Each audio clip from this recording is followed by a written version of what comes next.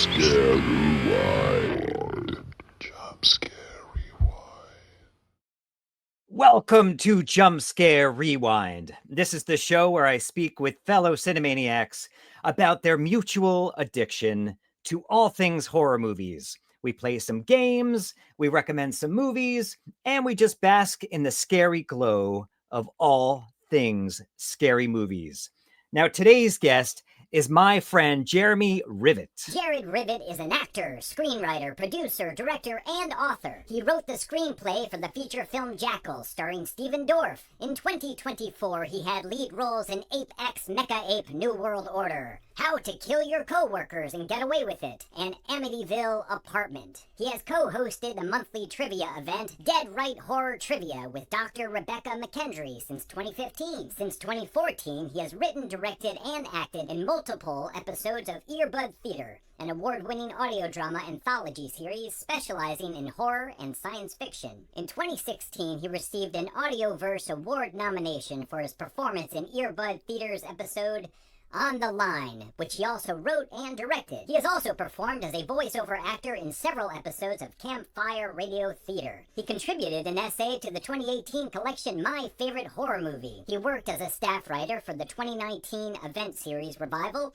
of Nickelodeon's Are You Afraid of the Dark, and also on the Syfy Channel's Day of the Dead. He wrote the premiere episode of the Webby-award winning Are You Afraid of the Dark, the official podcast series for Nickelodeon and Audible. In 2022, his short film Motion at Your Door was an official selection at the Screamfest and Filmquest film festivals. Everybody, please welcome Jared Rivet.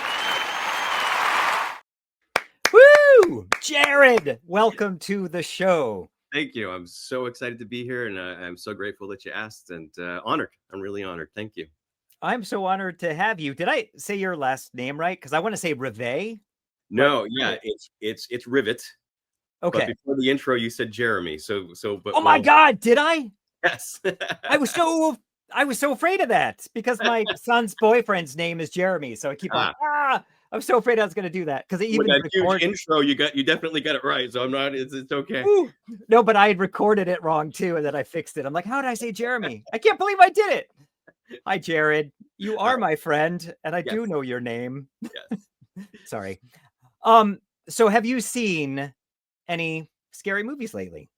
So I am way more of a guy that kind of keeps the old stuff going. I co-host Dead Right Horror Trivia with Rebekah, and what ends up working out is that, as a rule, because she's got podcasts and stuff, she watches all the new stuff. I keep up with all the old stuff, and I don't watch a lot of the new stuff. And that's not. I do watch new stuff. It's just that I'm not like on the cutting edge and seeing things, the night before they come out or anything like that. I guess the two most recent things I've seen that are recent is Long Legs, but the one I guess I would kind of say, because I really got invested in it, was The Gorge. Oh, I haven't seen that. Yeah, the Scott Derrickson movie with Anya Taylor-Joy and what's his name? Jeremy something, I'm sure. Oh, you sure it's not Jared? No. Is it good? Yes. Yeah, it's good until the third act starts, until you find out what's really going on, and then it kind of like starts to devolve.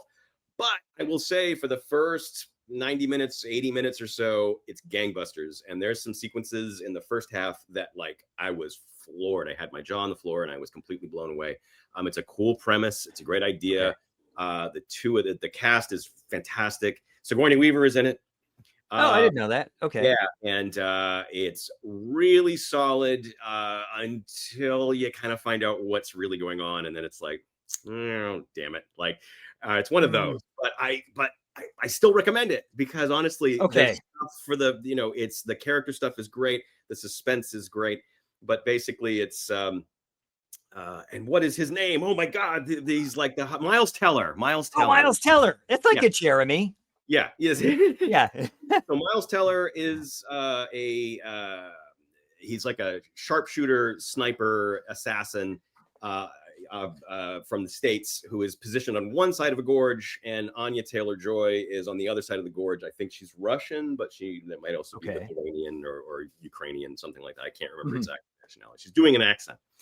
And so it's a top secret government treaty that they keep a soldier, they keep gun turrets pointed down into this gorge. And in the gorge, there are monsters. Cool. And so their job is to, if any of the monsters try to get out of the gorge, their job is to shoot them down. Cool. And they are not supposed to have any contact with each other, which, of course, within weeks, they are doing the Dawn of the Dead, ironically enough, kind of the Dawn of the Dead-ish, the Zack Snyder Dawn of the Dead, with the binoculars and, dry erase and sheets and stuff, where they start communicating with each other and they start falling in love. So that's what I thought. It was a romance. Yeah, a love story. Okay. And the love story is actually, as a horror guy, I gotta say the love story is probably the best part of the movie. Like they really do a lot of great, the actors bring it, the writing brings it. And then there's monster stuff, and there's like high octane horror action stuff. They show the monsters? Oh yeah. Okay.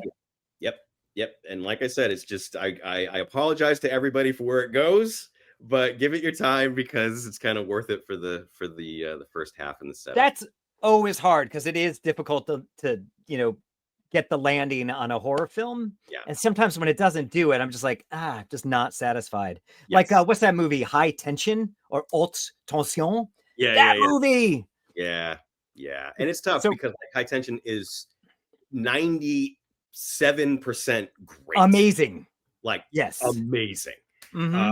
And then you find out what's really going on and you're like, it makes no sense to the rest of the film. No, like it doesn't make physical sense. It doesn't make practical sense. It doesn't make logistical sense. Like this, like, well, how can, why did you destroy this otherwise perfect movie? I was like, so frustrating. So yeah, the gorge doesn't. I mean, I think that the action quote, it's the ending itself is very kind of movie satisfying. It's just that the answers to the questions and the kind of big picture, what has all of this been about? Because they don't actually know. Both Anya Taylor-Joy and Miles Jeremy Teller do not know what the deal is, and they are literally given like this. They are given the assignment and then given kind of a briefing once they get to the job. So they literally don't know what the score is themselves. And in typical movie fashion, they start to fall in love. And in typical movie fashion, they start to kind of go, wait a minute, like what is this? Why is this? What's causing this? So once you get into the explanations, I mean, I would love, I wrote a movie called Jackals. Jackals doesn't really explain a whole hell of a lot of anything. And I think people were disappointed that the third act's kind of really like, that's it. And I don't mind them not explaining. That's fine. Yeah. But so don't over explain and make it weak.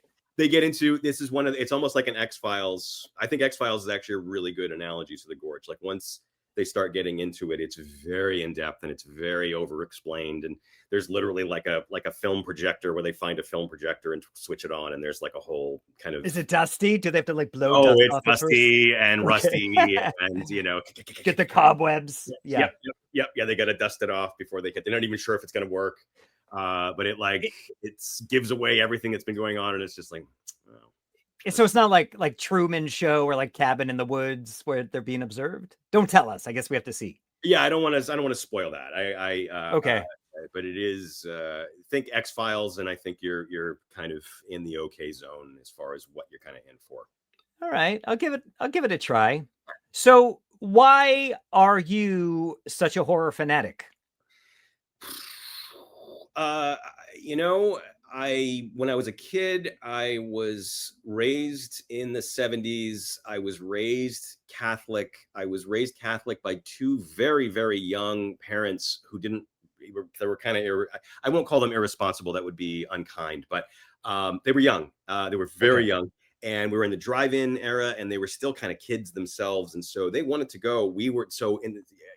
I was raised at a time where we were in like the golden age. We didn't realize we were in the golden age of horror, but it really was kind of the golden age of horror. So you had things like, Dawn of the Dead and Halloween and Friday the 13th and Jaws and all The these Brood. yeah, it just endless Mhm. list of like all-time bangers in the horror genre. And so they would go see, and I remember, being at the drive-in. In my mind, it was a double feature of Halloween and Carrie. I don't think that's the case. I think they were separate. But so I just for the trivia nerds, that would be a great PJ Souls double feature. Double feature. Okay. Yeah. I'm on to you. And also like two absolute, like if you're gonna maybe even top 5 horror films of all time, right? Like and that just happened to be Sure. but I remember cowering in the back seat, covering my ears from the sound. And I was one of those kids. Where if the music was too scary or the sound effects were too scary, I would cover my ears to avoid the sound of it. But I've always wanted to kind of have like some sort of a brainstorm machine that could kind of record what it was that my brain was kind of cooking up. Yeah. Cowering in the back seat. So I was afraid of everything. It was interesting, but I was drawn to horror. I got into Star Wars, got me into movies. I was definitely kind of like the bug to want to make movies and get into movies was kind of hit by Star Wars. But then because it was science fiction, I think genre, once you become a genre person, you become an all-encompassing genre person. So it's like fantasy movies, science fiction movies, anything weird, anything fringe, anything that kind of comes in. And so honestly, I was scared of horror movies. And then I always kind of cite 2 things, and this will feed into what I think you're going to ask me next. But Fangoria magazine kind of showed up. And Fangoria magazine was interesting because, I'm scared of the cover. I'm scared of some of these. Loved pictures. it. Oh God. But they would tell you how the stuff was being made. And so it's like, well, so there's a guy named Tom Savini that, makes this stuff. There's a guy named George Romero who directs this stuff. There's a guy named Stephen King and he writes this stuff. And Rick Baker. Right. Or Rick Baker. So it's like, and here's how they did it. And so like, well, if I can learn how these things are done from it, then maybe I can be less afraid of it. But what really the big moment was Creepshow, because Creepshow was fun. Yes. And also scary. But there was a style, it was very stylized. And so there was a stylish aspect to it that also kind of was like, well, like this is stylized. So there was something about that movie. There was something about, and that's my all-time favorite horror movie. And I talk which about you have to come on and talk about. I know you have talked about it. Yeah, I do. I talk about it all the time because it's my. You must come back. Yeah. The you mentioned in the montage at the beginning my favorite horror movie book. My chapter is on Creepshow, and I gotta read it. Yeah, it's okay. But yeah, the movie had a real impact on me, and that was when like, horror can be fun. The tagline of Creepshow was "the most fun you'll ever have being scared." And it was like this epiphany, like I can have fun being scared. I don't have to cower. I don't have to cover my eyes or cover my ears or, and so that was really, I feel like Creepshow was the thing. That was the gateway. And it's kind of like a comic book too. So it almost looks like child friendly, but with the violence. Right. And the screaming. I do. Maybe I won't read that article because I do want you to come on and talk to me about it because I should revisit that movie. That's a great. What I want to ask you. So do you prefer to see your scary movies in a crowded theater or alone in the dark at home, potentially with Rosie? I will say both. And I will say that my inclination on new stuff, as we discussed, is see it at home, mostly because I feel like new audiences, and I know you've discussed this in other podcasts, other episodes, but new audiences annoy me. They're just with their cell phones, and they're talking and laughing, and there's an etiquette thing that's just kind of gone, and I don't know. I know why. It's because it was happening anyway, and then COVID really kind of pushed it. True. The idea that I'm watching a movie in my living room and I can be Mystery Science Theater as much as I want, and that carried over, and they can be on their phones, and that carried over into theaters, unfortunately. But one of my favorite places in Los Angeles to go is the New Beverly Cinema, which is owned by Quentin Tarantino. It's been around. It's like an institution, really. It's a. They should. I hope it's historically. The building is historically protected. But it must be. Yeah. But they're a revival house. They only show 35 millimeter film. That's my second home. I love being there. It makes me very happy, but that's revival stuff for the most part. Though a lot of filmmakers now, because of places like the New Bev and kind of almost exclusively because of the New Bev, they make prints of their new movies. And especially a lot of horror guys will make 35 millimeter. Oh, that's cool. To screen them there, just to be able to say they did, just because it's so cool. But I love going there, and I just got my tickets yesterday for the Horrorthon, which they do every October. They show 6 horror movies in a row. Used to be overnight. Now it kind of starts in the afternoon and moves into kind of that is a commitment. Yeah. But I think that this kind of goes into like the creep show aspect too. I think that one of the things that really hit me about creep show, and one of the things that I don't know if it's an ADD thing or an ADHD thing or what, but I love the idea that horror that is like a marathon, and that creep show kind of introduced this idea. It's like, oh, a story ends and then there's a transition and then another one begins. New horror. I get to have a bunch of little horror movies. And I think that the all-nighter, the horrorthon thing, I think you don't find is something that people love. You don't find, very many action marathons or comedy marathons or drama. Hey, let's do ordinary people. Been out of Africa. You know what I mean? And so it's weird, but there is, I don't know. And like back in the day when you would watch the old ads or listen to radio spots or see the old ads, it was almost like an endurance test. You know what I mean? It's like, oh, how much of this can you stand? How many horror movies? We're going to show 6 horror movies. Can you, it's like a dare, but and then each one would be something completely different. Each one would have its own, subgenre. Each one would have its own flavor. Each one, so I like the variety of horror, and I think that there's something about Creepshow that sparked the marathon thing, and so I love going. And the New Bev Marathon, by the way, they don't tell you what the movies are before you go, but they are generally good, or like a mix of like schlock and good stuff. It's a mix. Okay. And sometimes there are some real turkeys that are in there, and the turkeys can sometimes be the hits of the night. The turkeys can sometimes be the best movie. You come out. I'm sure they wake you up. That will probably be the interactive audience ones. Yeah. Oh, yeah. But they're way more, so the thing about the Bev is that they don't tolerate, you can't use your cell phone. If they see you, they patrol and they will kick you out, and it's a big thing. But they make, it's famous for that. So it's like, if you go and you're someone using your cell phone, you're asking for it, because it's so well known that they will not tolerate that shit. I love it. And so it's a much more respectful audience. They're there to watch the movie. They're there to have a good time. They love the movie as much as you do if it's a revival screening, and they don't want to hear some asshole doing, Mystery Science Theater to a movie. So that's my favorite place to go. And the Arrow is fun. The Egyptian, there are plenty. That's the thing. LA is Los Feliz 3.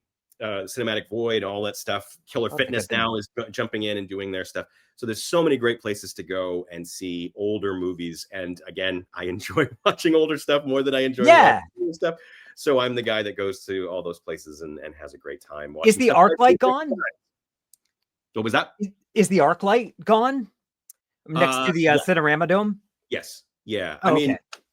Supposedly it's going to reopen, but they've been saying that for a couple of years now. So I don't know what's going. I'm guessing now that we're talking about, if it's me and we're having a conversation about it right now, that means that the minute we get off of this, it's going to open. Yeah. There'll be a big announcement.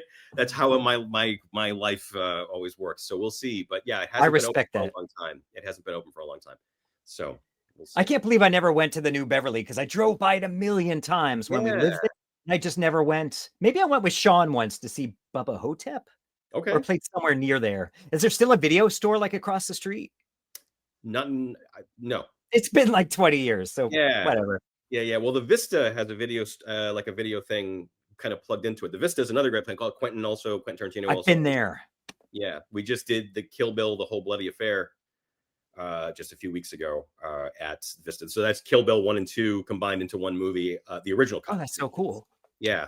So anyway, those are the things I miss about LA and you guys. Yeah. Well, we miss you too. Yeah. I'll move back after your big earthquake. Okay. So now brings us to the trivia moments. Are you ready, Jared? Excuse me. So the first one we're going to do, you're going to rock this. It's like I'm going to show you a few images. This is what I do for work.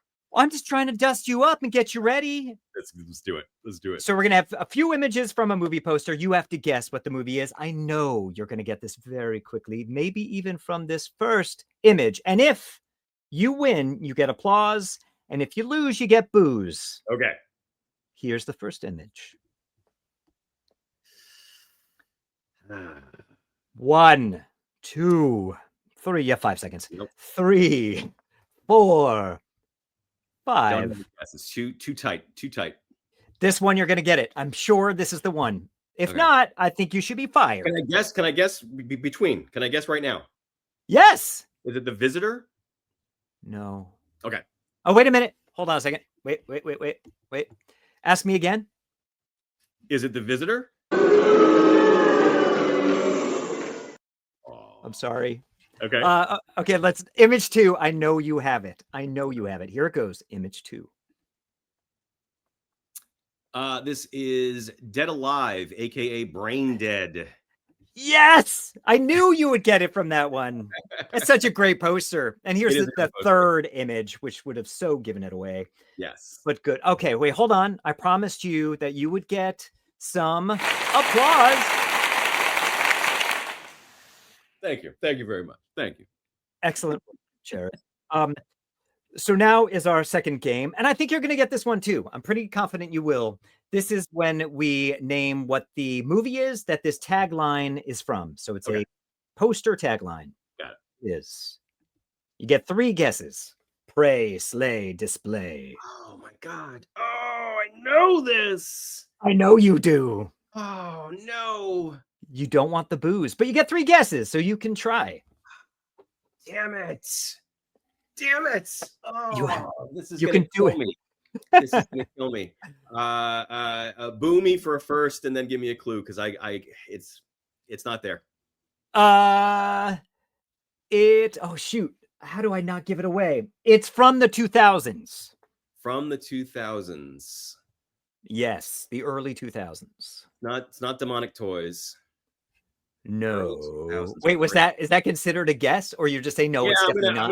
We'll call it a guess. Okay, so I'm gonna give you 1 boo. Okay, so it's not Demonic Toys. Yep. Is there another clue? Look at that third word. Why would it say that third word? Damn it. That's not really a hint, but people are going to see this and all of my horror trivia street cred is going to be destroyed. I'm so sorry. No. I deserve it. I just wanted to see your pain for a second. All right, let's go back to the pray, slay, display. Okay. Not Dead Silence. No, it's not Dead Silence. No, it's not. So hold on. I'll say the boo. Boo. Okay. I mean that with all due respect. There is like a very wealthy heiress in this film. Okay. She was very popular at the time, and she had an acting role in this film. Oh my God! It's the 2005 House of Wax. Yes. Oh wait, you got it. See, I know. I should have. What's that? So interesting thing about House of Wax is that this is a movie that proves a new point that I had with some friends of mine. So House of Wax has I have friends that insist that the movies from the 2000s things will not play at the New Bev from the 2000s and the 2010s, and things will not play at the Arrow. I've seen House of Wax at revival screenings twice now in 2 different marathons, and it plays like gangbusters. That movie is so much better than people give it credit for. It's an underrated gem. It is. Yeah. And I like it a lot. I think the cast is great. It's a little long it's almost 2 hours long, which I think is it's like 1 hour and 50, which is a little much it should be around 90 like tops. But my God. And I don't know what the budget was, but it's up on the screen. I mean, like it looks great. Huge. It's effectively creepy as well, I think. Yeah. And also, I haven't seen it for 20 years, but I liked it. One other piece of trivia that I always like to mention about House of Wax is that it is not a remake of the Vincent Price House of Wax, despite the title. It is the same title, and they clearly are marketing it as but it is strangely enough. I mean, because it bears no resemblance to the Vincent Price House of Wax, which is a 3D movie from 1953, I think. Yeah. It is, however, very similar in plot and a lot of other elements to a movie called Tourist Trap from 1978 or 79. I can see the mask, that like white mask and the black eye. I've never seen that. It's another underrated gem. Okay. And the plot lines of House of Wax and Tourist Trap are very, very similar, although Tourist Trap has a supernatural element to it that House of Wax does not have. But everything else is very, very, very similar. You sold me on that because I love the supernatural. So I will find that. You can stream it everywhere. It's really good. Okay, so we have our final game. Okay. This one, I'll just play the little the instructions. Here it goes. Connect a horror movie title. Now let's play Connect a Horror Movie Title. All you do is using the last letter or last few letters or sound of a movie title is how you connect the next movie title. To demonstrate, I'll use non-horror movie titles. Top Gun. Never-ending Story. Year of the Dragon. Gone with the Wind. Wind and the Willows. Top Gun, Never-ending Story, Year of the Dragon with the Wind and the Willows. Last one to think of a connecting title presents their movie first. Now break a leg. Does that make sense? A little. Yeah. Okay. So if you are the last one, like it says, to get the last title, then you get to present your movie first. Okay. Otherwise, I will. But I will suck. You'll beat me. So what movie title are we going to start with? Again, it has to be a horror movie. Oh, so I get to start? It's up to you. Let's do I'm cheating and looking at my Blu-ray collection. Let's do the Amityville Horror. Amityville. I'm going to write them down. Okay. Horror. I guess I'll go with an R, right? Return of the Living Dead, because I love it. So now I do the end. I do the dead. Is that the? You can do, yeah. You can do either a D or go with dead something. Okay. Let's do.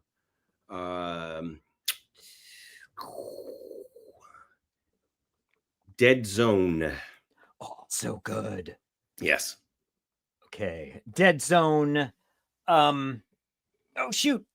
I have an E1. I know I do. Evil Speak.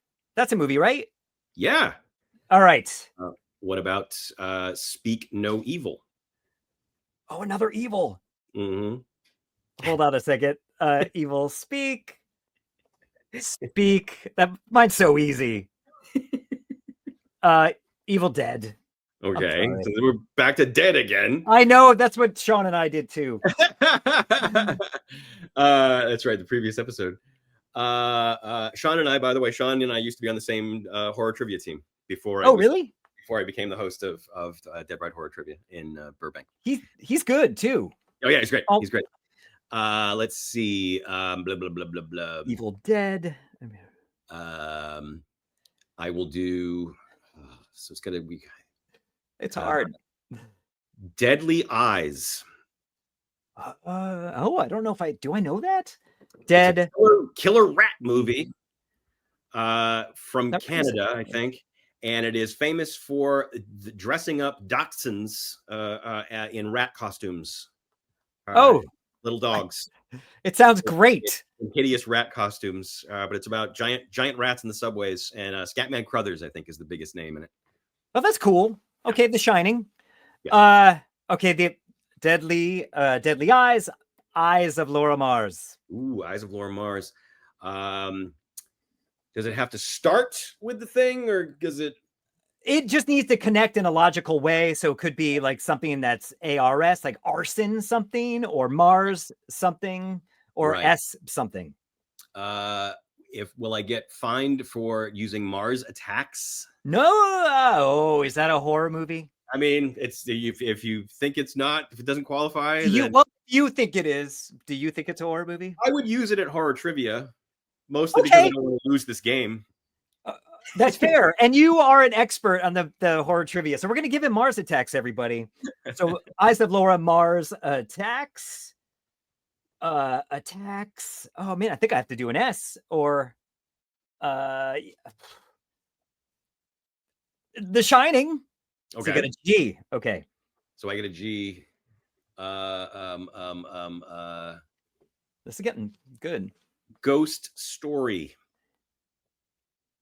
Oh, yeah. Okay. The Shining. Ghost Story.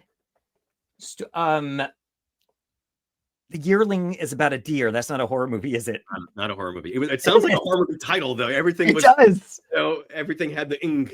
You know, the Changeling, the Shining, the Happening. Oh shoot! Something with a Y. This should be easy. Is there a year of something? Oh, I think you won. I'm gonna read it back. You did win. Wait, I'll just give you applause. Good job, Jared. Wait, give me a Y one. Why can't I think of a Y one? Y horror movie. Let's see. There would be It's gotta be like a Yucky Monsters. No, that is not a horror movie title, but I love it. It's great. We should make that. And we should it's such a good movie. Okay, good. All right, cool. You can write it. Why horror movies? I don't mean you just won, so I don't want to take you down in the eyes of your trivia friends. So don't feel obligated. Just say I lost. We'll move on. I'm gonna read us back what we got. We got Amityville Horror, Return of the Living Dead Zone, Evil Speak, No Evil, Deadly Eyes of Laura Mars, Attacks, Shining, Ghost Story. And then I lost. Woohoo! Woo! See, you got it. Knew you would rock it. Okay, so what does this mean? What does it mean? You get to present your film. Yes! First. All right. Very excited about this. Yeah, what movie are you talking about today? I am going to talk today about the 1980 overlooked science fiction horror classic, Altered States. With William Hurt. It's his feature film debut. Oh, is it? Yeah. I should have known that. Yes. But was this movie not successful? Because I thought it did well. So looking into it, and I've been doing a lot of research this week since I knew that I was going to be talking about it. That's how I roll. No, it actually was not successful. But it became like this pop. It's weird because it seems like it's a very kind of well-known pop cultural thing. Now it cost $15 million in 1980, which was a ton back then. A ton. You can tell. Box office wise, all I can find online, it seems to be consistent, and I think they're all feeding off of the same. Like there's one place that says this, and so everybody's just kind of got the same information, so it's hard to know. Sure. Apparently, it only made $19 million. Okay. So $15 million budget, $19 million box office, not good.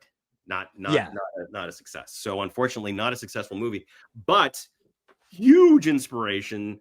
The Aha Take on Me music video emulated it. There was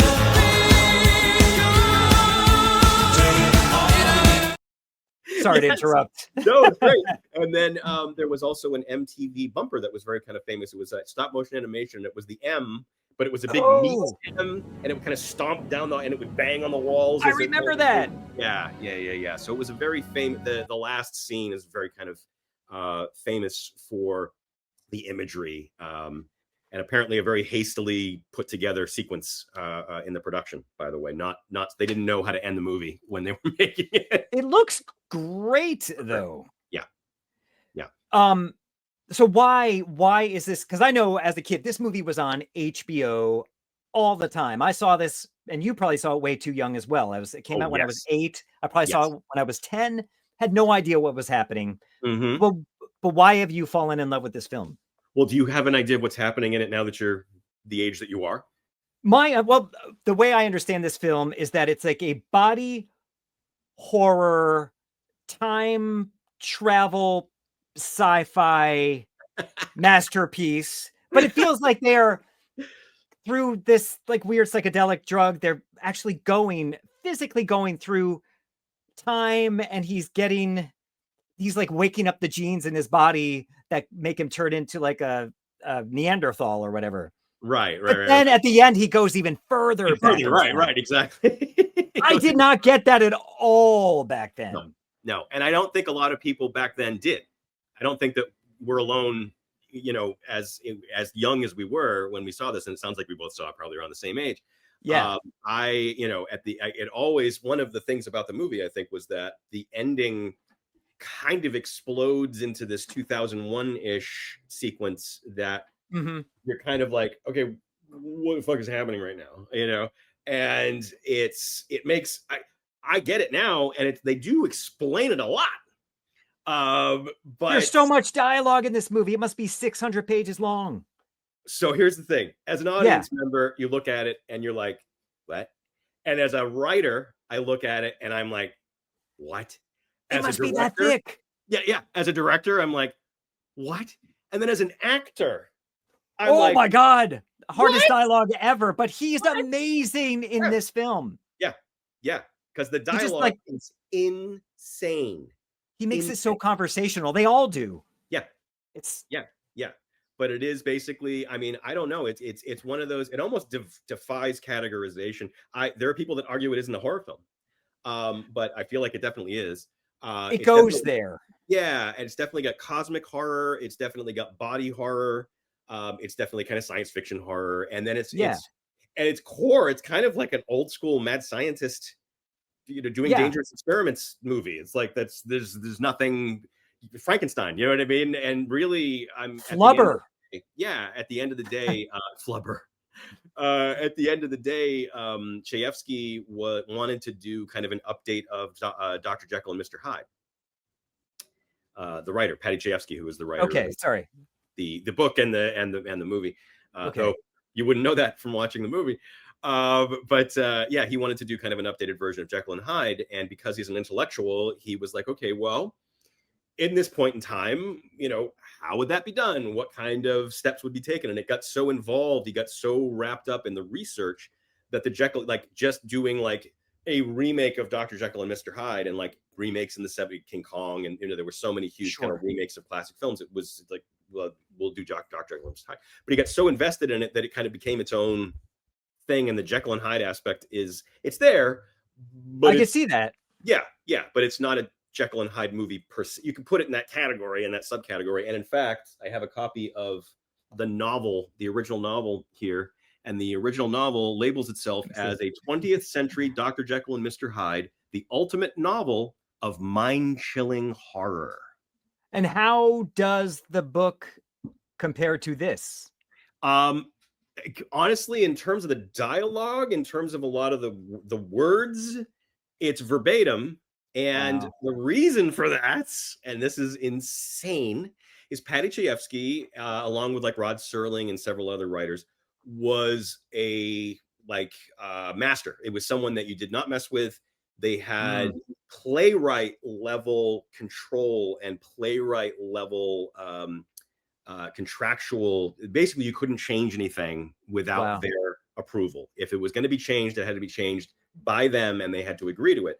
And so that was the kind of environment that Chayefsky came into this. He was coming off of Network, and there's a garbage truck going by. I apologize.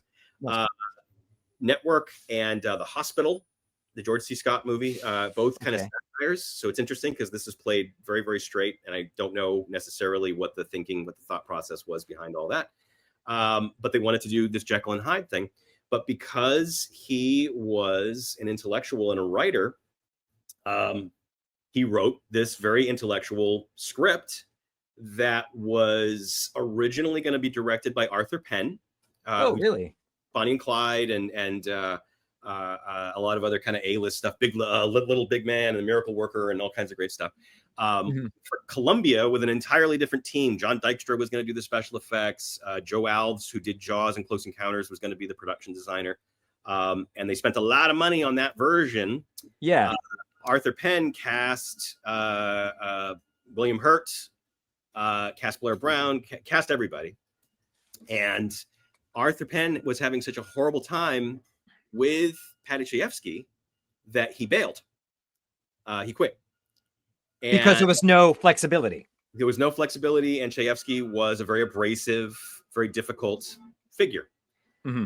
So, on top of all that, the movie was still Chayefsky had creative control.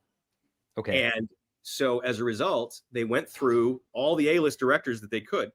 And Ken Russell claims, and it's a quote you can find everywhere, but I've got it in an old magazine, from 1980 or 81 I have, that he was the 27th director who was asked to come in and save this movie, at which point he said yes. They were looking at kind of his visual qualities. So it feels like a Ken Russell movie because this stuff is always trippy.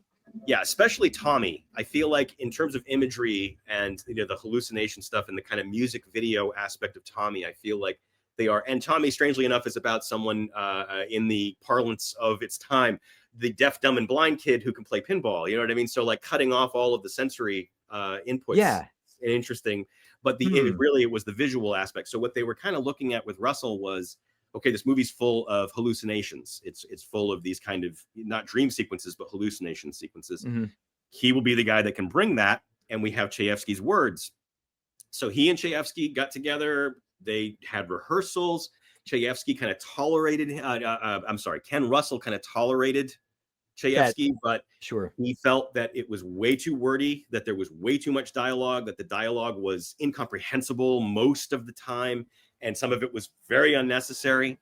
And so he tolerated it because he had to.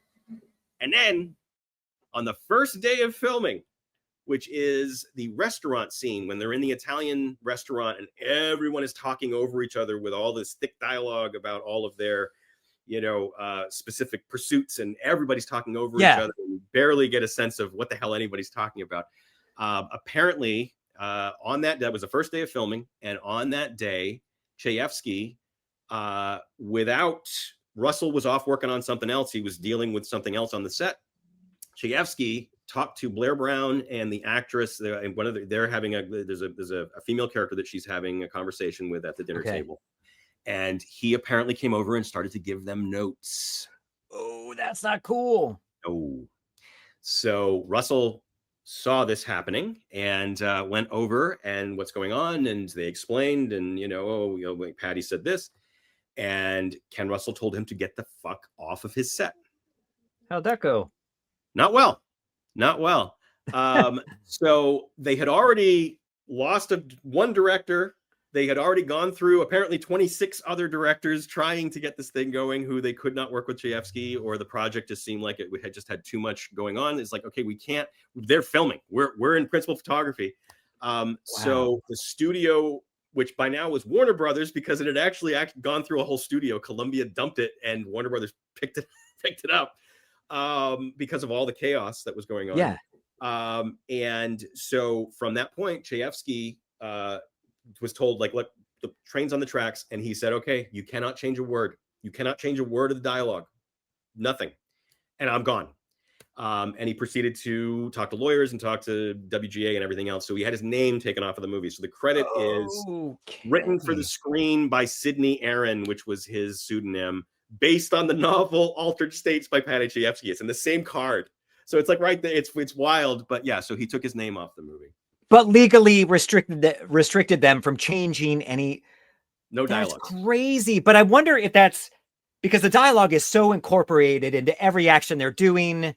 You get to, it's almost like you said, it's kind of convoluted at times. You don't know what they're saying. I was working so hard to just concentrate on what they were saying. And I'm just like, But I realized like halfway through the film, I'm like, I don't think I really needed to work that hard because it becomes more clear. As a 10-year-old, forget it. But no, Russell's solution, and this was something that Chayefsky hated more and more as they were rehearsing it, and apparently hated on the back end of it too, was everything became, so people would talk over each other.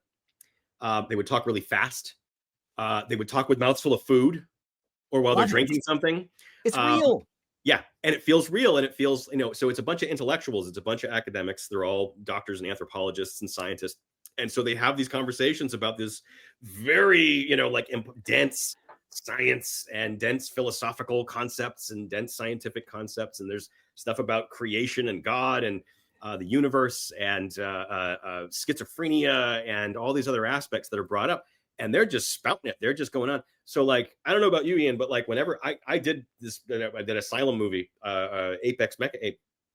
And for Asylum movies, they give you pages and pages a day of scientific jargon, just scientific gobbledygook. It's like Star Trek. Oh, that's so hard. It's so hard. So hard. Like doctor stuff and all that. So hard. So the idea, and this is William Hurt's debut, and he's got the most of it. I mean, like he is constantly. It is so natural out of his mouth, and it just kind of like vomits out. I love that scene where they're in front of somewhere on the campus, and he's just like, blah, blah, blah, blah, blah, and then he stops. He's like, "Hey, can I go back to your place? Can we have sex?" But it's so amazing and so crazy, but he makes it work. Yeah. Well, my favorite bit of his is he's got this speech. And I love this weird time jump. There's this point where he and Blair Brown, who's amazing in the movie. Blair Brown, and by the way, Charles Hayde had been in a movie together. Charles Hayde, who plays the other scientist guy, who's fantastic. Charles Hayde, oh my God, this is like the MVP. Like, in a movie full of MVPs, you have Charles Hayde. He was great. But Blair Brown plays, William Hurt's long-suffering girlfriend, and then wife, and then ex-wife, because the time jumps. But, and then Drew Barrymore. Yeah, Drew Barrymore. But Bob Balaban, coming off of Close Encounters, and it's kind of like evoking. I feel like it evokes 2001 and Close Encounters in ways that it wants you to. Sure. It wants you to be thinking about those movies in really weird, and I don't know necessarily why, but it's there. It's hard to ignore. Because there is Close Encounters is about someone who's obsessed with finding this ultimate truth. And so it's like, okay, that's interesting that Bob Balaban is there, that making me think about that. But there's a bedroom scene between Bob Balaban has just found out, and the audience has just found out, that William Hurt and Blair Brown are getting divorced. Yes. And he's really upset about this. And in the previous scene, by the way, Bob Balaban's upset about this. Yeah, in the previous scene, we found out they were getting married. And then there is a time jump to Boston. They go from New York to Boston. She kind of proposes by saying, I think, oh, look, I'm doing this, you're doing that. I really think we should get married. And he barely reacts to it, too. He's like, he barely reacts to it. And then at some point says, okay, I guess we can get married if you think it's so important, which is fantastic. It's brilliant. But there's this speech, this monologue that he has to Bob Balaban about why they're getting divorced. And it's fantastic. I mean, it's an amazing speech. But the punchline on the speech is Bob Balaban says, "I'm sorry I even asked." Oh, I don't know if I caught that. Oh my God, it's so good. I mean, it's this big, long, insane speech. I have a copy of the screenplay. Oh, so it's not 800 pages long. It's not 800 pages. That has 3 scripts. This literally, this is a fantastic book. I don't know if it's still in print. It's called The Collected Works of Patty Chayefsky, the Screenplays, Volume 2. And it has The Hospital, Network, and Altered States in it. But, that speech is, when he talks about clatter and clutter and ridiculous ritual and hanging out in the living rooms of other faculty members, discussing, and it's this big, long speech, and Balaban just kind of sits there like, and it's like, I forget. I wish I hadn't asked. And it's so funny. It's such a great moment. But and it's a funny movie, and Charles Hayde brings so much kind of comic relief. It's just his performance. I think in other hands, that character would not be anywhere near as funny as he is. But it's because he yells most of the time. Yes, he does. He's like, "What are you thinking?" Half the movie, doesn't make any sense. I'm not going to listen to any more of this dumb voodoo mumbo jumbo. I'm going to show these X-rays to a radiologist, and it's fantastic. But there are weird transformation horror elements, which is the reason I watched it when I was 10. Right. And that was Dick Smith makeup effects. And Dick Smith, I don't know if I don't think he invented this technique, but he definitely kind of perfected it. And when you see everything after that, the air bladders, the under the skin air bladder stuff. And that technique really was huge in the 80s, but you go back to the 70s and you don't really see it. It's something that kind of like started, to my mind, with Altered States. And this is like a year before An American Werewolf in London, obviously, that he did not do, but everyone thinks in terms of that being right. That kind of, yeah. Now, what's weird about that, and so, yes, there is, The Howling and American Werewolf in London, there was all the transformation stuff in 81.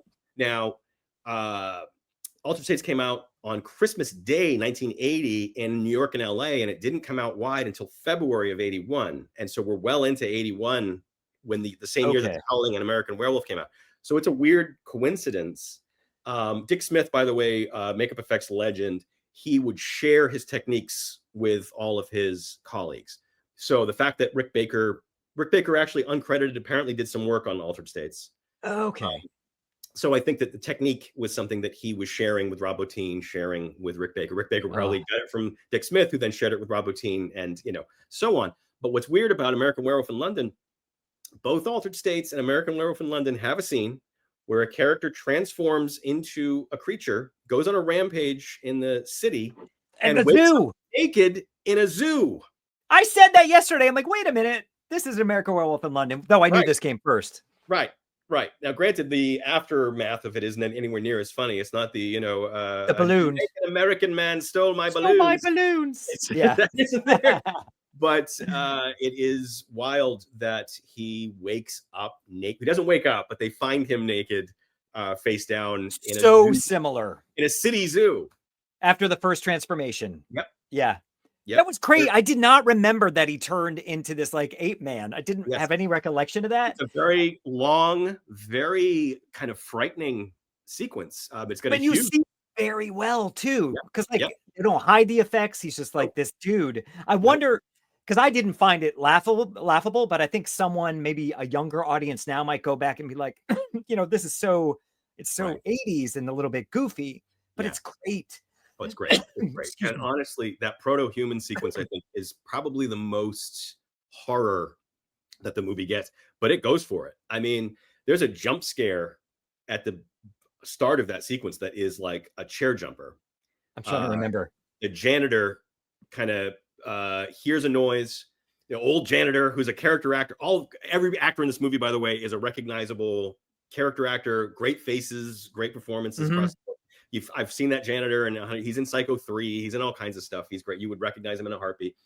But he's this doddering old guy wearing overalls and the plaid shirt. And he hears a noise and comes in, and he finds William Hurt. He finds Eddie Jessup's clothes on the floor and his shoes. And the door is closed to the isolation chamber. And when he opens the door, the proto-human is there and screams and jumps over him and runs out into the hallway. Okay, yeah. And then one of my favorite kind of like suspense things, and this was the thing I remember as a kid, scared the shit out of me, was the janitor goes out into the hallway, and there's this shot from the hallway it's going like all, just kind of stretching out from the end of it. And there's the cameras at the top of the staircase. And the janitor, who is 80 years old, he can hear that the proto-human ape man is coming for him. And he starts to kind of run as best as he can towards the camera down the hallway. And as he starts to run, and it's like, I wouldn't even call it a jog. Like he's struggling. Yeah. But that proto-human creature thing is coming, and it's coming really fast behind him. Like to the point where he gets right to the door, closes it, bars it. And that thing is like right there. And it's like, ah! And then he's terrified. He finds the security guard. They go looking around. It's played all for horror. It's because they're totally the steam tunnels, and there's he's climbing up in the pipes and stuff. I mean, it's a terrifying sequence. This is what makes it a horror movie. That segment. Yeah, and I mean, I think overall there's this feeling that John Corigliano did the score. He was not a film composer. He was a classical composer, but he was a very kind of experimental avant-garde composer. And so the music is very scary throughout the movie. There's this gorgeous theme. But other than that, like, it's very atonal, it's very creepy, it's very avant-garde. And it's unnerving, and you're kind of like, I don't know why I am feeling scared, but there is, and the stuff that Jessup is into, that William Hurt's character is into, is you're scared for him, you're scared for everyone around him. You don't know what the implications are, how big this is going to go, how much scarier this is going to get. And so you're kind of nervous. I mean, honestly, every time it cuts to a new hallucination sequence, you're a little on the nervous side. And I think that what's fascinating about it is that you can't really be sure what Ken Russell is going to show you, how disturbing it's going to be, how fast some of those sequences go. They're rapid fire, and it's just like imagery that you're not prepared for. And I'm like, am I going to have a seizure? Yeah. I mean, you're right there, you know. And some of it is religious, some of it is galactic, cosmic, some of it is about the devil, some of it is about the universe.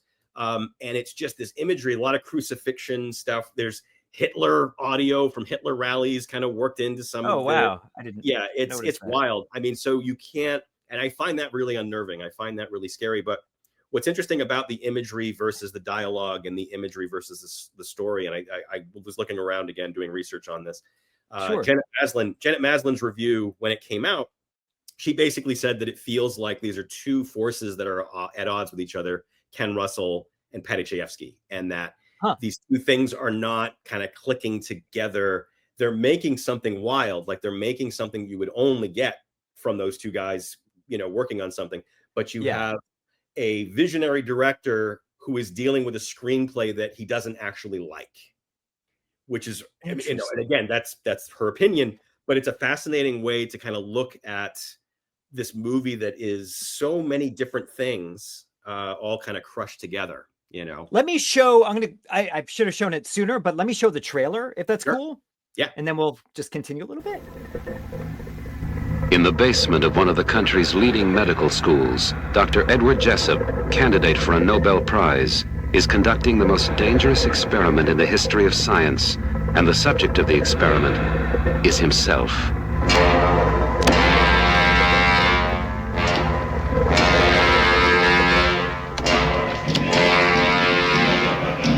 Ask him what kind of an experience I can expect.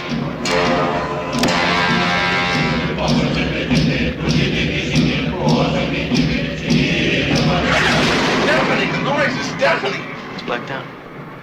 What happens during these blackout periods is you get the feeling of phenomenal acceleration, like you're being shot out over millions, billions of years. Time simply obliterates. Now, I'm asking you to put the experiment off until we understand a little more in order to minimize the risk. Wait. I'm really frightened. What the hell was that? We could be screwing around with this whole genetic structure. Now, how do we stop this? Millions of years stored away in that computer bank we call our minds. We have got trillions of dormant genes in us, our whole evolutionary past. Perhaps I've tapped into that. I'm a professor of endocrinology at Harvard Medical School. I'm an attending physician at the Peter Bent Brigham Hospital. And I'm not going to listen to any more of your mumbo jumbo. I'm going to show this to a radiologist. Because I believe it. I want this thing stopped. The most terrifying experiment in the history of science is out of control. It is those performances, though, that I think brings all those elements together that make it so believable and cohesive. Absolutely. That scene with when they like turn into sand and then the wind blows them away. And it's like 10 minutes of watching them just disintegrate. Right, it's incredible. Right. And that's been parodied too. The Simpsons did a version of that. Really? Like and the Simpsons has done isolation tank stuff. Like, I mean, it's definitely something that it's in the zeitgeist, and it's definitely was kind of in the culture. But like I said, it was one of those things that it just didn't click when it came out theatrically. But I agree with you about the performances, and then the effects. Oh my God, the special effects. There were things that were done in this movie, special effects wise, that it was the first time they had been done, or the first and last time that they had been done. But it actually has, and this is wild because there's a modern, and you and I think we see this now. All the young people today kind of call any special effect CGI, and they'll even talk about old movies, you know, and they'll be like, oh, the CGI in Star Wars is really, 1977 is really bad. Or, like, oh, the CGI is really crude. And it's like, there's no CGI in there. I don't know what you're talking about. No, there wasn't. It's all real. It's all there.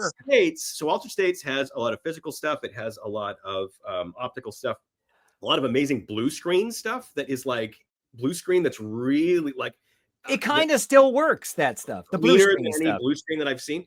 but it also has, I shit you not, CGI in it. What? And yeah.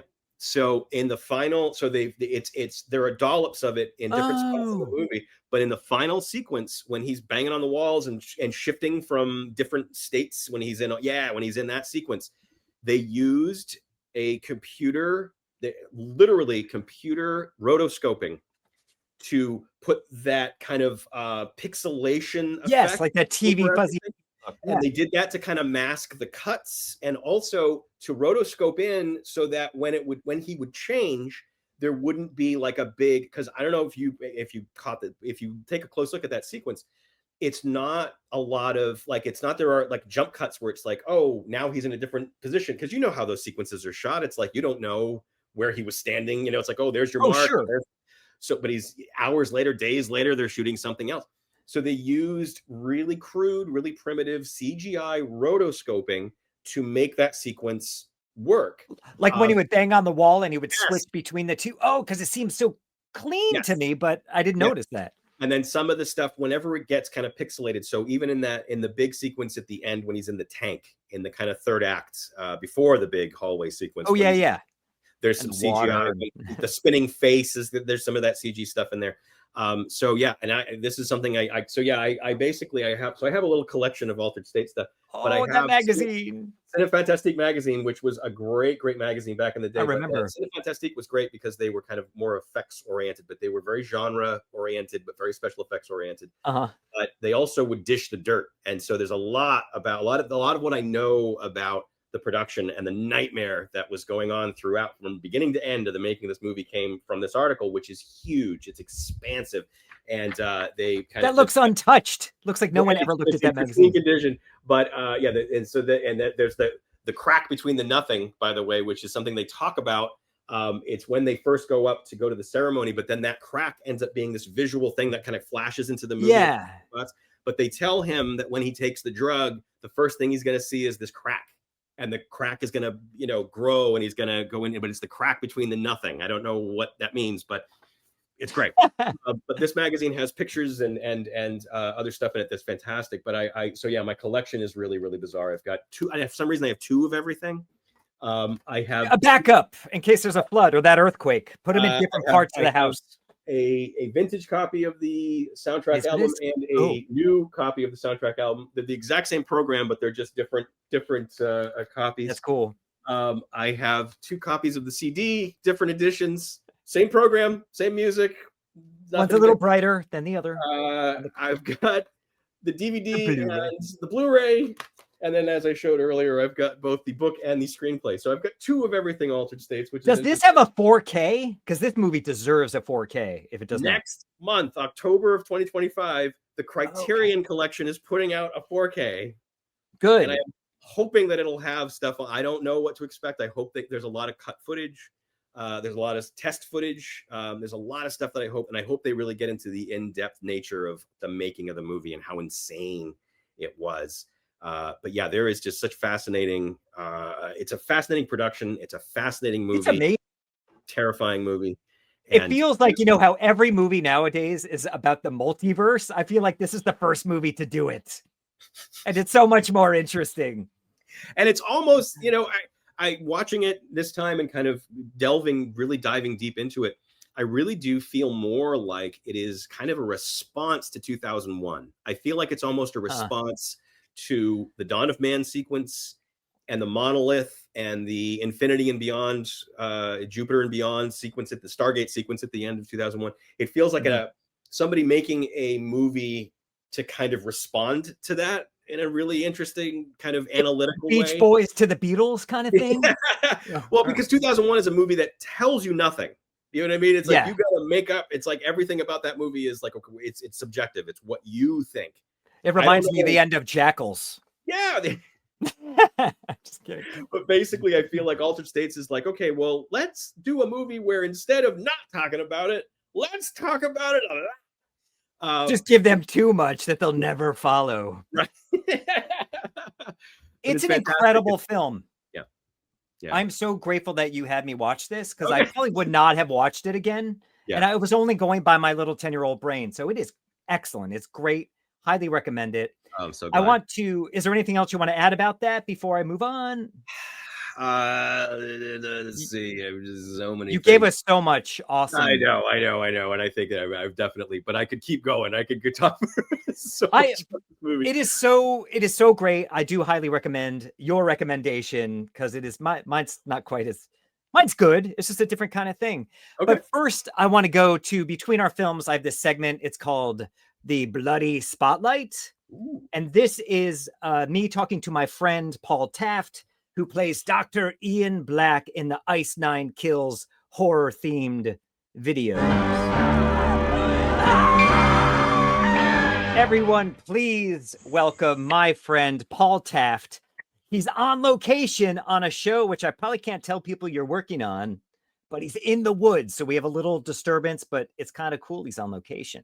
Paul, welcome to the show. Thank you for having me. It's great to be here, and it was actually lovely to see you on this same anonymous show just the other day.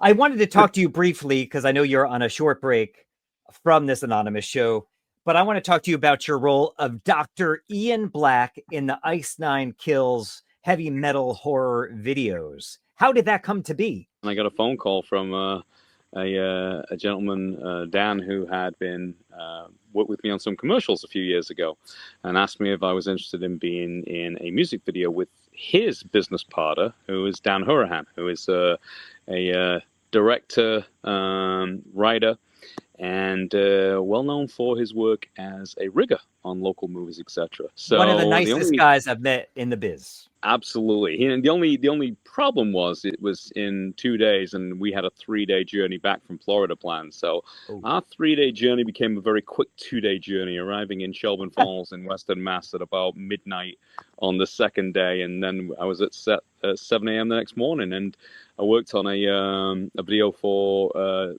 the song Nature of the Beast, which was from their album Every Trick in the Book, which was 3 albums ago.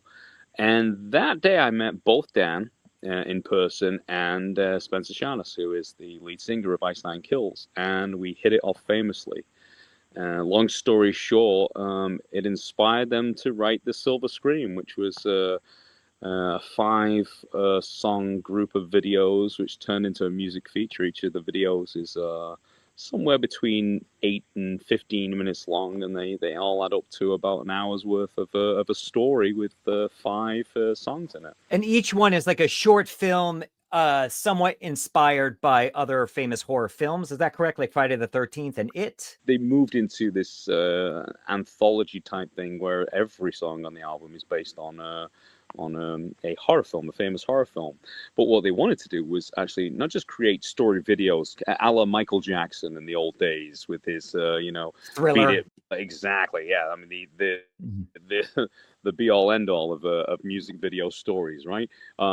That's what they did. So I play a character, Dr. Ian Black, who is the psychologist that Spencer is seeing to talk about his dreams. It's not exactly the soothing kind of story that helps with uninterrupted sleep now, is it?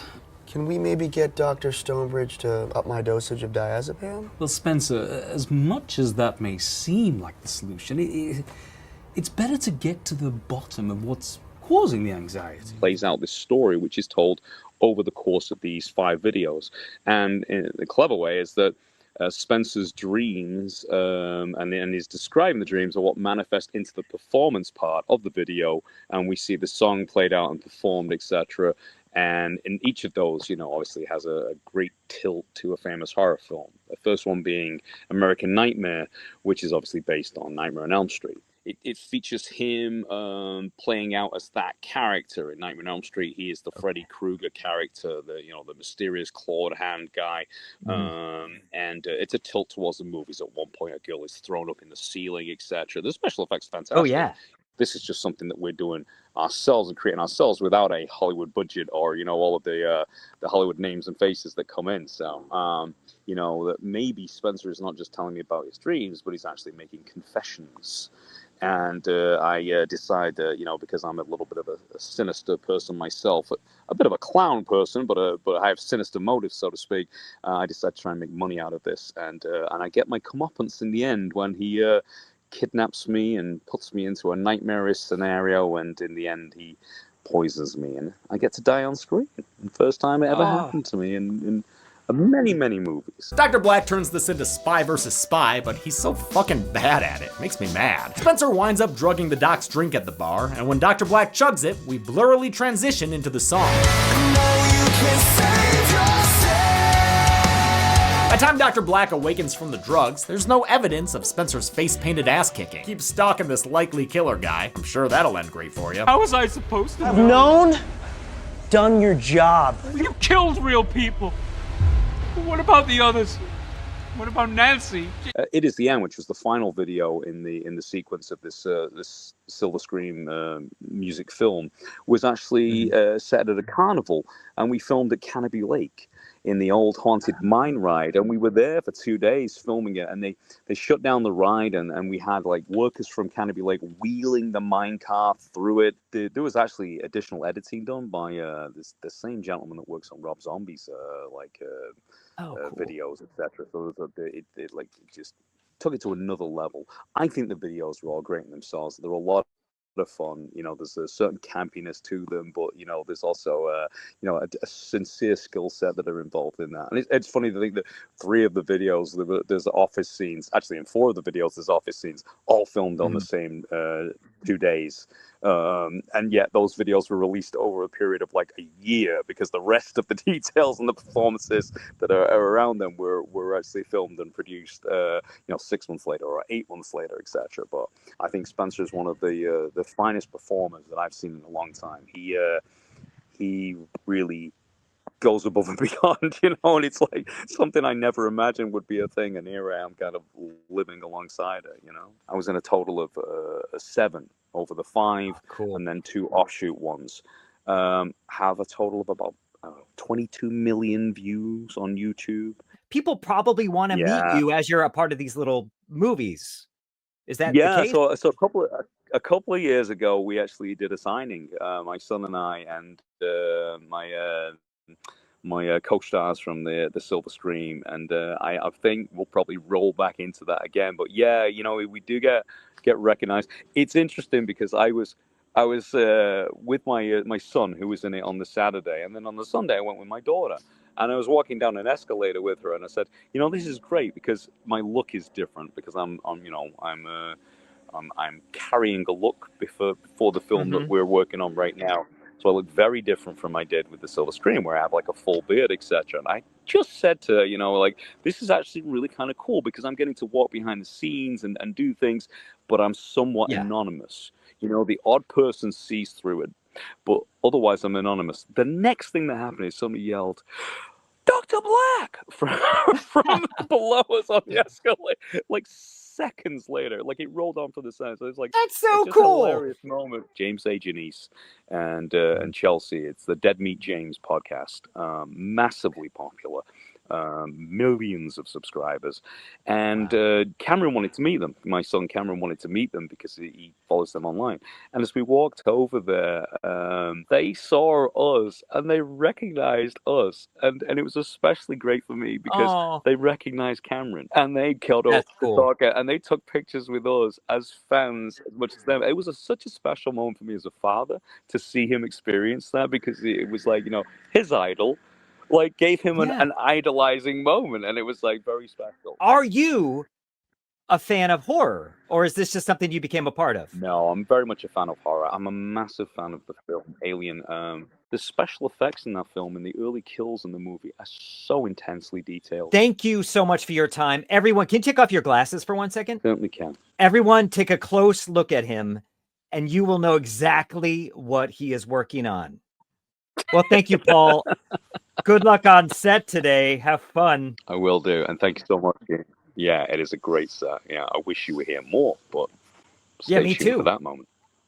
Yeah, we'll see. Okay. Yeah, I'll see you later. I'll reach out to you for your next round. But thank you. So that was my friend Paul Taft talking about his work in the Ice Nine Kills horror-themed videos. I just want to briefly recommend a film. Definitely not in the great detail that you were able to talk about yours. I can't talk about mine so well because I've seen it once, but I really enjoyed it. It's a film by Joe Begos from 2019 called Bliss. And it I is really it's fun, it's grungy, it's Yeah. a sexy indie low budget vampire-ish Yes. thriller. What did you think of this? Oh my God. Well, first of all, Joe is a friend and a really good guy. Oh my God. Yeah. Oh my, he's such a cool dude. I love Joe. Joe briefly was on my horror trivia team with Sean Keller. No way. 12 years ago, 11 years ago. I just saw him really recently. He's working on a new film. And Tell him I say hi. I will. He's great. I really liked Bliss a lot. And Me too. You didn't tell me ahead of time what we were talking about. So like, I don't have a bunch of information. I can't remember the lead actress's name, but wow. She was great. She produced it as well. Oh my God. I'm Yes. blanking on her name too. Oh my God. She's so good. I mean, talk about fearlessness. Oh my God. Yeah. It's so, I think what does fit with your movie, it's kind of psychedelic in that regard. Like, Absolutely. But that performance, that's the thing that stuck with me, was just like, this woman is unbelievable and fearless. She's committed to this role. She's not the most likable character, which I appreciate. Yes. But let me show a quick trailer and then we can talk a minute more about it. Nikki's pushing me to drop your pieces. I'm going broke. I can't live off of nothing. And I can't live off 10% of nothing. Try this.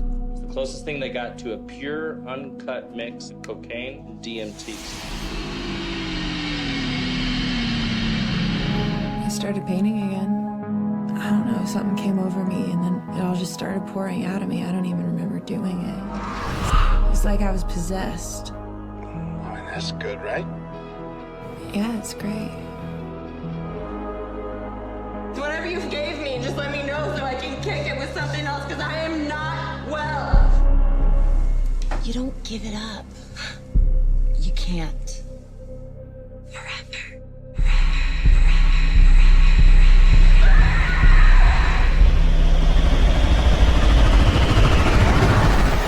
It is so visually stunning and so fresh. I think like you, it's hard to find newer horror, and not to sound like an old man or whatever, newer horror that's so interesting. And this was just like, I kind of like woke up and felt refreshed and a little bit dirty after watching it. You want to take a shower?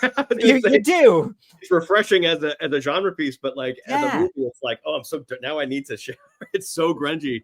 It's grungy. Yeah, take like Altered States and The Hunger and Driller Killer and put it in a blender. and Cheers because of George Wendt. Oh, right. That's right. So I looked it up. It's Dora Madison. Dora Madison. Okay. And there's a weird, so she was in Friday Night Lights. Yeah, but she was in All That We Destroy. Which was Sean's movie. Chelsea Stardust's, and Sean's. Sean wrote it, yeah. Hulu, Into the Dark, whatever that series. Yes. Called. But she was had a really good supporting role and was very like striking. Like she was like, oh, who's that? Like you're kind of distracted because she's great. She's great, you know. And so when she was in this, I was like, oh, but there's something so I love the art as a something that becomes so enveloping that you get projected into it. I like it's kind of a Stendhal syndrome kind of thing where it's like she's so into her art that the art becomes the world that she's in. Like if I remember correctly, time passes and she doesn't know how much time has passed. And I don't remember, but I loved it. Yeah, I should have rewatched it before. Yeah. But she's addicted to blood. They treat blood like a heroin addiction. Like she's been basically like slipped kind of a Mickey. Like she's basically like the first one is free kind of thing. She gets kind of tricked into becoming a vampire and she doesn't know it by having this really graphic threesome sex scene with these two. I do remember that. I mean, I don't know. I'm just. It must have been a fun day to film. But man, oh man, absolutely a movie that I recommend a lot because I just as a vampire, especially if you're a vampire person, because I think that's where you can kind of say, oh, you like vampire movies. You haven't seen this one and you should really watch it. Exactly, because that is sort of a tired subgenre of horror. And this one just kind of is like, oh, I love this take on it. It is something different. This is not for mainstream horror people that want to, have their horror delivered to them on a nice, smooth platter. This is so much fun. Yeah. We are on the same page. Yep. Oh, yeah. Yep. Recommend this one every time I can. Awesome. Thank you so much for your time, all of your knowledge on both of these films. Please come back. Is there anything you want to promote or talk about before you abandon me? I have one anecdote about Altered States that I wanted to throw out. Please, It's not about please. the movie. It's weird. It's a Either personal- way, I want more. Give me an hour more. So I worked at a lot of video stores. I was the video store guy. So the interesting thing about Altered States being so intellectual is I didn't go to college. I just barely graduated high school. So I was a video store guy. I was a movie theater guy. Like I was the guy that didn't go to college and instead got jobs at movie theaters and video stores. And one of the things that was fascinating that I found, every video store I worked at, whether it was VHS or whether it was DVD, people couldn't handle that William Hurt's face on the cover of Altered States was upside down. And so you would go to and they would turn it aisles or alphabetize, and they would always have it like this. That's so funny. And it's a really weird thing. And there's a movie called Super Troopers that the tagline was Altered Police State. And they, just go and find it. I will talk to cover your that was so they are parodying the cover of Altered States, and you would find Super Troopers flipped upside down because people cannot handle the title. That is so funny. I didn't even purposely have this out. Yes. No, it's totally true. And so the marketing is even fucking with people's brains. They can't It handle makes this. maybe it makes you pay attention in a way. That is so funny that you say that. I was in video stores too. I don't remember that. It's really, really weird. So I guess you can find me at jaredrivet.com. A lot of the information about me is on that website. I recently did a couple episodes of the Antiquarium of Sinister Happenings, which is a fiction podcast that's part of the Bloody Disgusting platform. They're very popular, which I just kind of stumbled into and I lucked into, and I love what I did. But I recently wrote and acted in an episode that was a tie-in to the Toxic Avenger reboot. Yeah. That just came out a few weeks ago. It's me and Galen Howard. It's funny. It's a comedy. It's not my usual thing. And I have another episode of Campfire Radio Theater that I acted in that's coming soon. As you mentioned earlier, if you want to, and Dead Right Horror Trivia, that's on Instagram and Facebook. We do Dead Right Horror Trivia every month at Blast from the Past in Burbank. If you're in LA, come to the third Thursday. Can you do it in Connecticut? We'll come to Connecticut just for you. All right. Just Thank you. you. I've got a couple of romantic comedies, or like comedies. One of them isn't romantic, but you had How to Kill Your Coworkers and Get Away with It in the montage at the beginning. It hasn't actually come out yet. I think it's coming out soon. I keep hearing things. I shot it years ago at this point. I think it's coming out, but I'm also in I did a day player thing. It's a fun little character. I play Star Wars guy in a romantic comedy called 60 Dates in 6 Months with a Broken Neck. That is coming out very soon. And you can see me now on in the new classic Ape X Mecha Ape New World Order on Tubi. I Now have to see that. From the you don't have to see it from the Asylum. It's Sean Young was our big name, so Sean Young is in it. From Blade Runner. Runner, yeah, No Way Out and all that stuff. But that was last year, and just stuff on the burner that I can't talk about yet. But check me out, jaredrivet.com. And thank you so much for having me. Not Jeremy, not Jared. So sorry about that. That's okay. It happens. I blame my son. Yeah. Okay. So thank you so much for your time. I really appreciate all your knowledge and trivia friends. He did amazingly, and he did beat me. So there you go. Everyone like, share, stalk Jared, and we'll see you next time.